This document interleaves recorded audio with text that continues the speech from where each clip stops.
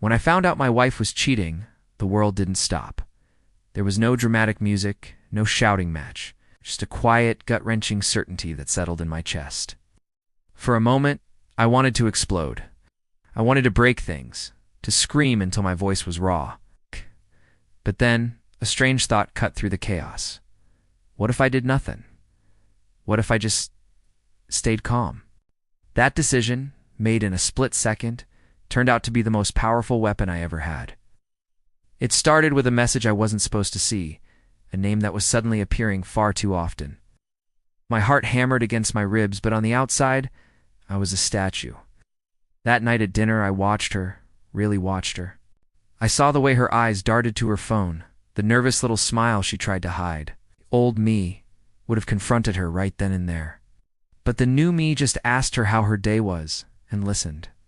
The calmness was my shield, but it was also my magnifying glass. It allowed me to see everything with painful clarity.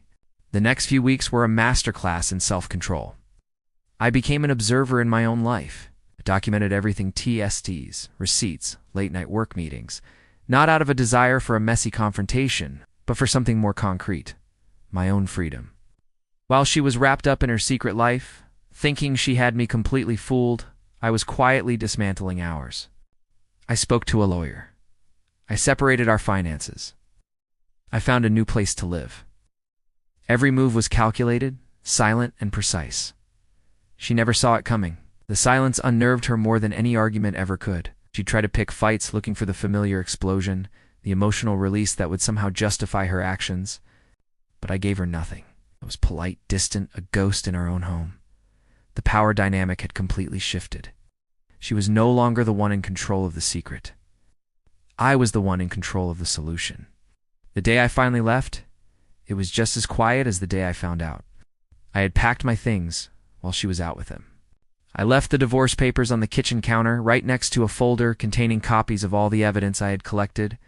There was no angry letter, no final tearful goodbye, just the papers and the deafening silence of my absence. My revenge wasn't about hurting her. It was about saving myself. It wasn't about a fiery explosion, but a quiet, controlled demolition of a life that was built on a lie. Staying calm in the face of betrayal isn't about weakness. It's about recognizing that your peace is the most valuable thing you own. It's about taking back your power, not by screaming into the void, but by quietly building your own life raft while their ship is sinking. It was the hardest thing I've ever done, but that calm, that deliberate stillness, was what ultimately set me free. If you've ever felt this kind of pain, know that your greatest strength isn't in your anger, but in your ability to find your own peace again. Thank you for listening to my story. If this resonated with you, I'd appreciate you subscribing to the channel.